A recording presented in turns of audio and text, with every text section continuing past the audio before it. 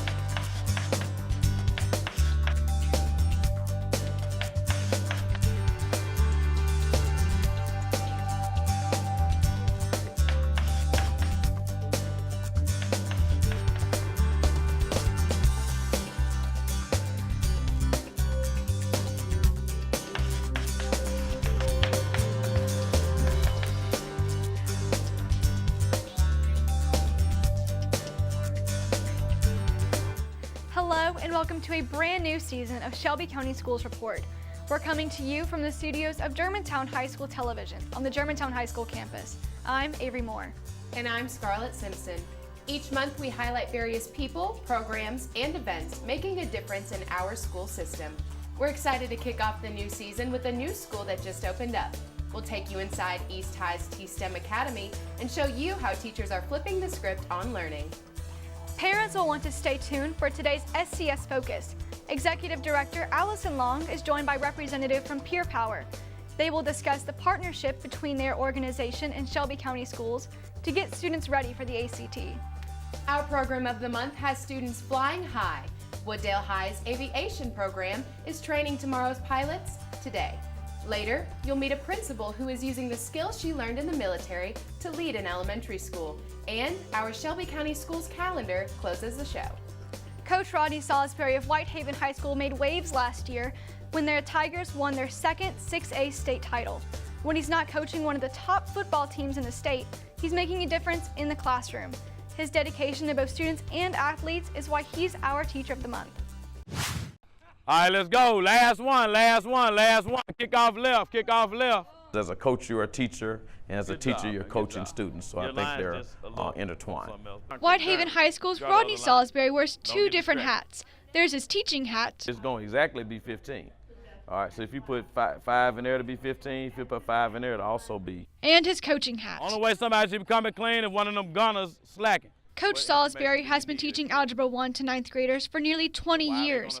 He says growing up he never thought he'd end up teaching, but one experience made him fall in love with it. But when I graduated college, I worked with the Upward Bound program at Lemoyne College, working with high school students. And I just fell in love with the process of teaching and seeing the light bulb go off in kids' mind when they're learning concepts.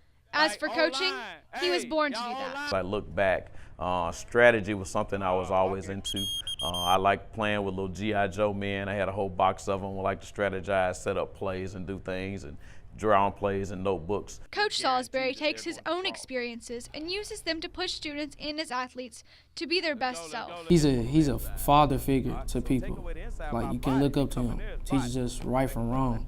Some people don't do that. Some people really don't care. So Coach Salisbury is one of those type of guys that cares. He wants to develop you not only as just a football player, as a student, but as just a person who's humane in society and very active. The Whitehaven Tigers have had a lot of success on the field, but Coach Salisbury personally makes sure his athletes are making the grades. So they understand that school is the most important thing they do. Athletics is something they do outside of that. He makes sure we have all our work done before we even touch the field. And just to have a coach that wants you to succeed off the field as well as on the field is great. Coach Salisbury always preaches the fact to use athletics as a vehicle of change. Use athletics to be a way to pay for your college. Both coach and team have been recognized across the state within the past year. The Whitehaven football team brought home the state championship last football season, while Coach Rodney Saulsberry was honored as the 2016 Tennessee Titans Football Coach of the Year. I'm humble that way where I know that accolades are going to come to me because I'm the head of the organization, but I know that I don't get there by myself. Obviously, having good players helps a whole lot, but also having a great staff around you, having a great support system. That support system includes his wife and children. My wife is involved in everything we do. She's involved with our booster organization, but it definitely is a stress and strain on the time. But when you're doing something you love, it's not really that much stress. When asked if there is another state championship on the horizon, Coach Saulsberry equated it with math. Let them know there's a process and a procedure to getting to the solution or getting to what you want. So we let them know if you do the proper things and you follow the right steps, you can have success. Reporting for Shelby County Schools Report, I'm Avery Moore. This month, we are saluting Downtown Elementary School Principal Deborah Martin for her service to her students and country. Principal Martin served in the U.S. Army for more than 20 years. In 2004, she came to Shelby County Schools and has used her skills to lay a foundation for her students' futures. Here's her story in this month's Faces of SCS. Good morning, Downtown Skyscrapers. Happy Friday. Of course, I have hit the lottery. To have her wisdom, and she's already imparted in me so many different protocols and procedures to help me have a successful year. It has truly been amazing. She's kind, patient, and well thought out. Because one thing that I learned is that when we respect students, they respect us. Yeah.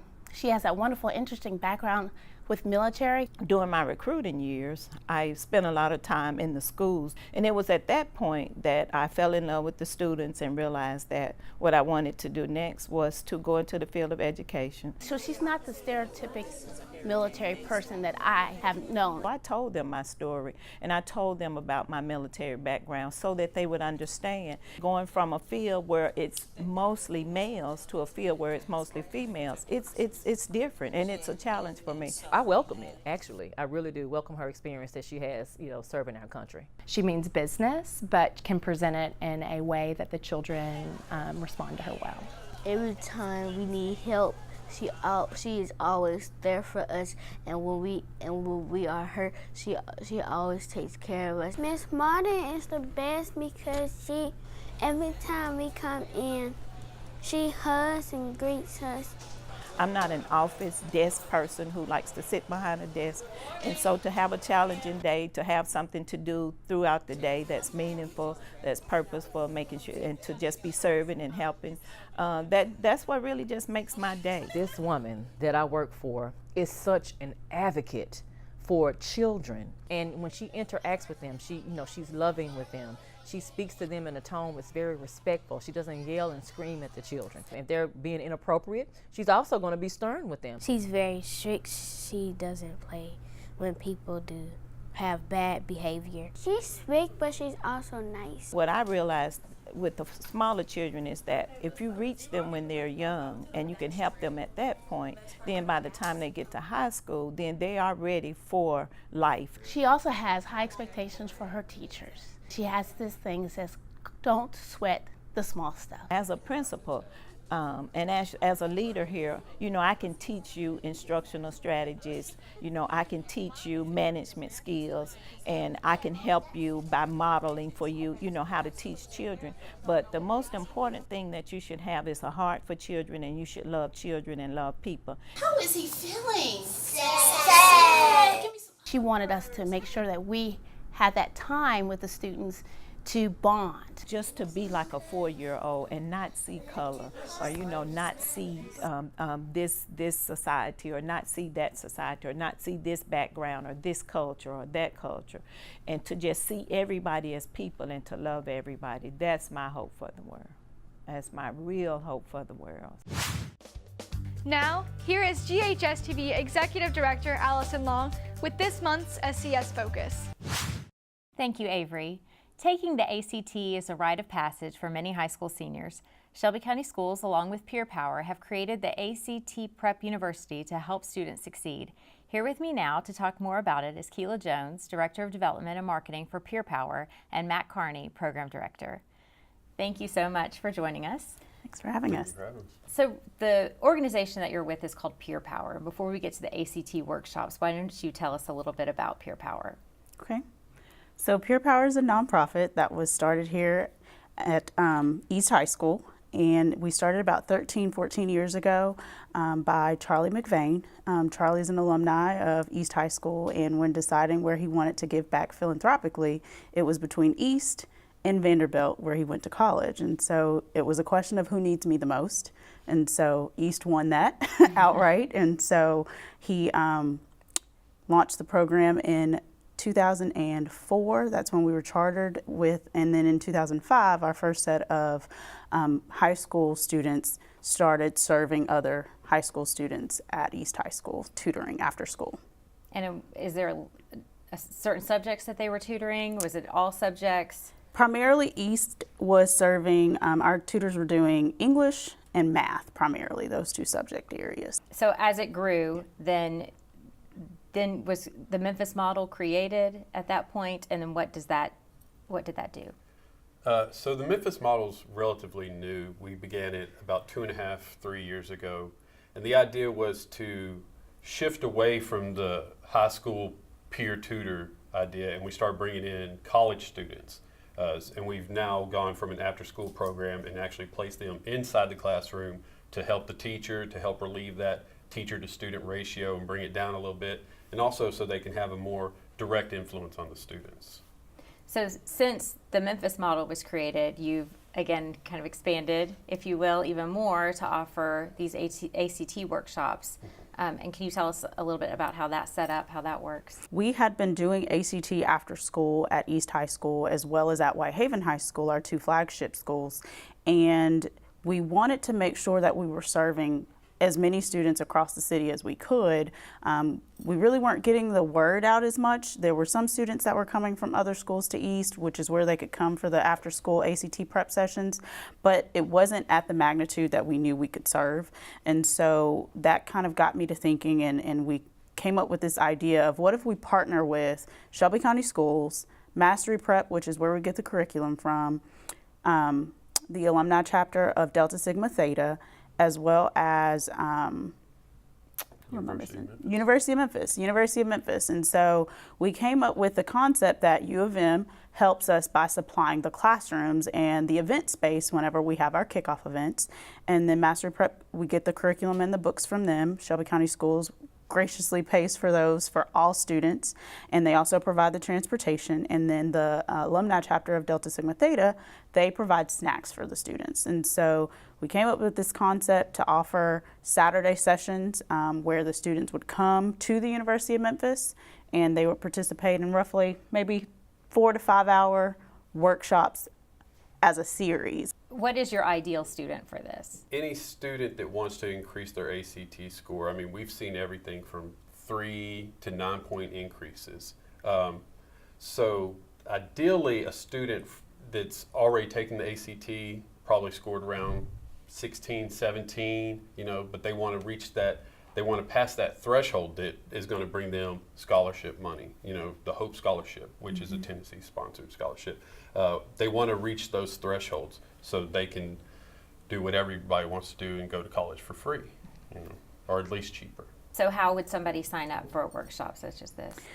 So we have we use Sign Up Genius, which is a website, and so they go to this link that we provide. I've shortened it so that it's a bit.ly link, and so they go to that link, and when registration opens, they just go in, they fill out all of the information, they tell us they answer certain questions, and then that's how we know whether they need transportation or not.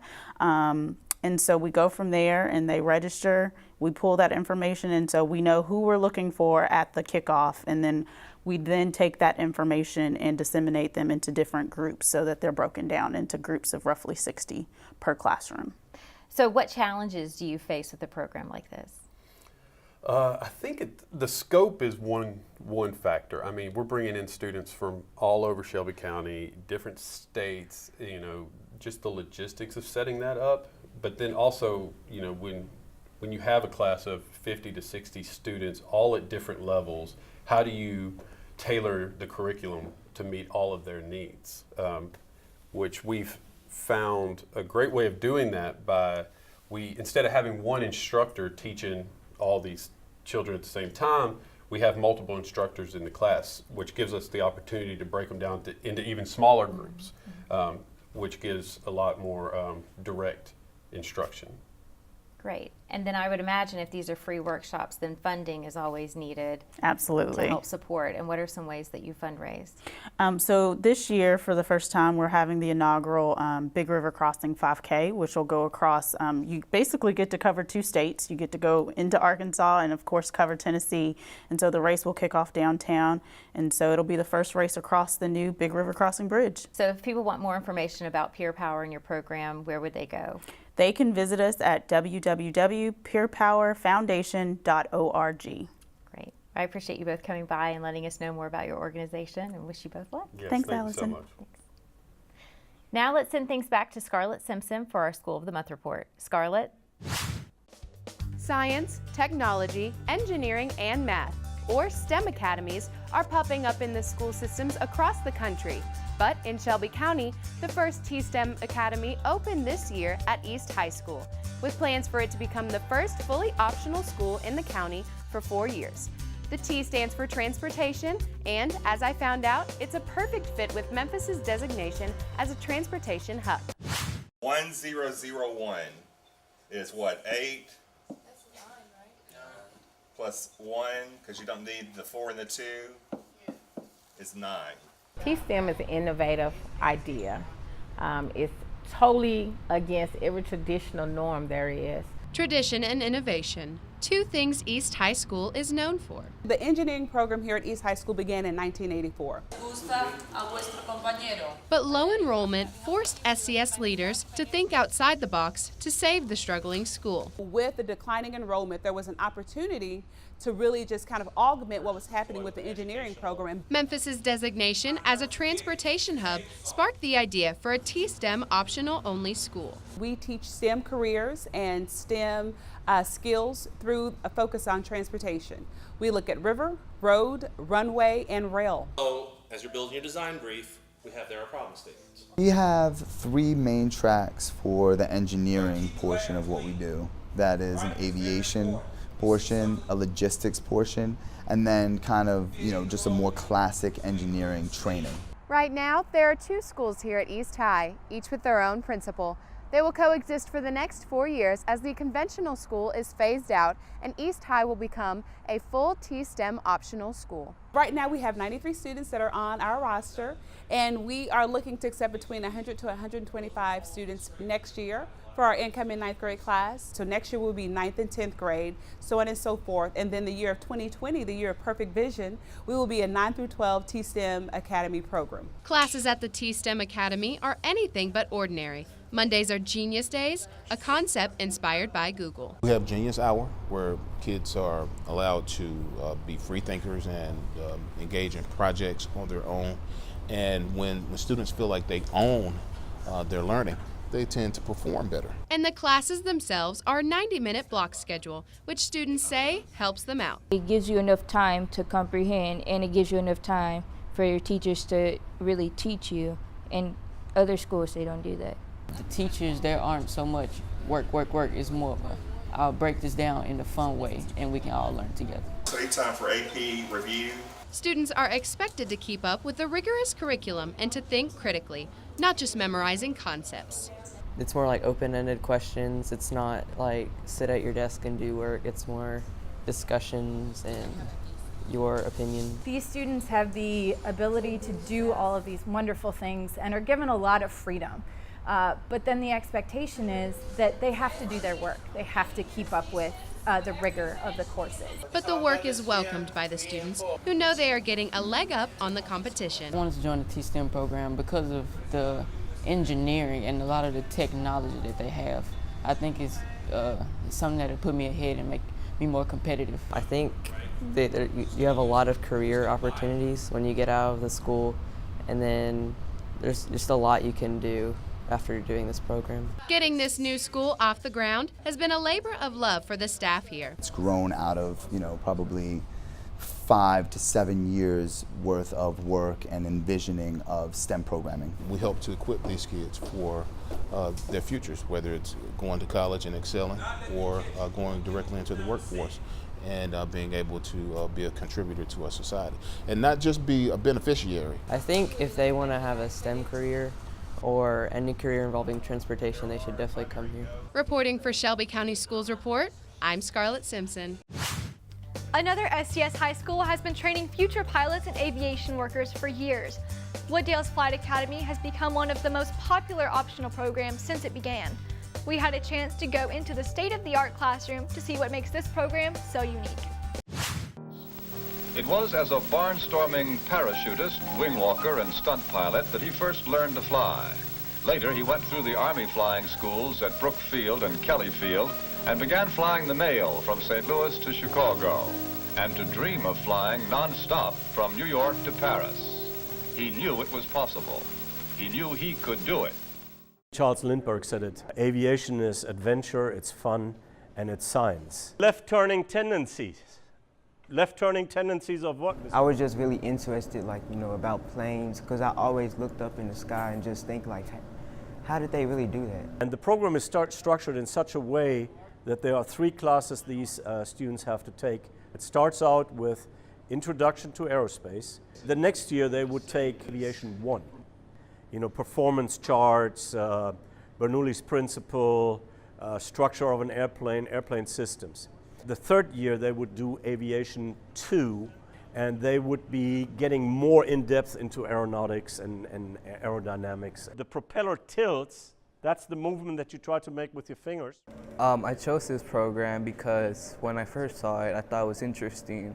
Wow, this school offers a way to learn how to fly an airplane. These kids have 2 ways that they can obtain this skill of flying or aviation. They can get their private pilot license here for free and get credit in college for that particular license. Being in aviation, it kind of gives me a window, like a door to go through to know what type of job that I want. And it's a wide spectrum of jobs. There are other opportunities for students there, and one of the other opportunities that we foster here at Wooddale High School is the fact that the students have an opportunity to go over to the Tennessee College of Applied Technology, short TCAT, and the program there is usually 18 months. They will save about 3 months of that training, and then they would have to finish it up when they graduate here, and they would end up with a government license issued by the Department of Transportation to be an airframe or power plant mechanic. There's a lot of stuff in here that you have to know. Being in this classroom, it has taught me a lot of responsibility. That for every action, there's an equal and opposite reaction. I have high expectations here for my students in my class. I don't try to dilute my material to the easy stuff. I try to push my students on to learn some of the more difficult concepts of aviation. What does the long needle show? How many feet? Yeah, he does have a lot of passion for this program. I mean, it's been part of his entire life. This program inspires me to become a pilot. After going and flying up with Mr. Sherlock, it inspired me in the air to continue doing this program. You can't imagine life without it anymore. Aviation brings cultures together, it brings ideas to the marketplace, it brings goods to the marketplace. Without aviation, our lives wouldn't be the way that our lives are. And we talk about flying to the moon as freely as people talked about flying from one city to another. We cannot predict with certainty what discoveries and developments the future will unroll. Now it's time for this month's Superintendent's Message with Dorsey Hobson. Greetings, employees, parents, and community members. I'm Dorsey Hobson, and I have the honor and the privilege of serving as the superintendent of the Shelby County Schools. The state of Tennessee released the high school test data today, so I thought it was appropriate to use this opportunity to share some thoughts with you. Even though the results are very sobering, they are not surprising. They also do not truly reflect the hard work that our teachers and school leaders do on behalf of our students each and every day. These results, however, make it crystal clear that we have a lot of work to do. But that work is necessary if we are to reach the ambitious goals that we have set for our students and our district. As I reflect on the test results, I can't help but think about the tens of thousands of students that we serve who live in suffocating poverty. While not an excuse, these circumstances can create unique challenges for our students and for our educators. These challenges, however, can be overcome through persistence, continued hard work, and renewed focus on classroom instruction. I have visited countless classrooms over the years and spoken with many, many educators. Almost all of the educators that I've spoken with believe that all students can thrive and achieve if given the tools to do so. Therefore, it is incumbent upon all of us to do all that we can to bring out the very best in our students so that they have the opportunity for productive and successful lives. The task is daunting, but I believe that we can get there together. Nelson Mandela once said, "It always seems impossible until it's done. We can and we will do it together." The work must begin with supporting every teacher in this district as we all adapt to the new, more rigorous academic standards. A successful transition to this approach will require all of us to adopt a growth mindset and commit to becoming adult learners. It will also require the entire community to roll up its sleeves and work together on behalf of all of our students. Again, the work will be hard, but our students deserve our absolute very best as we move forward. And I am hopeful and excited, and I ask that all of us stay encouraged. In the next few weeks, the state will release the grades 3 through 8 testing data. We look forward to sharing those results with you and to tackling the challenge that lies ahead. Thank you, Mr. Hobson. Now it's time to take a look at our Shelby County Schools calendar. The first 9 weeks ends on October 6th, so students have just a few more weeks to bring up their grades. Fall break will be from October 9th through the 13th. Then it's back to work as the second 9 weeks starts on October 16th. And for a look at the entire Shelby County Schools calendar, visit us on the web at www.scsk12.org. On behalf of everyone here at Germantown High School Television and Shelby County Schools, thank you for watching today's program. We'll see you next time on Shelby County Schools Report.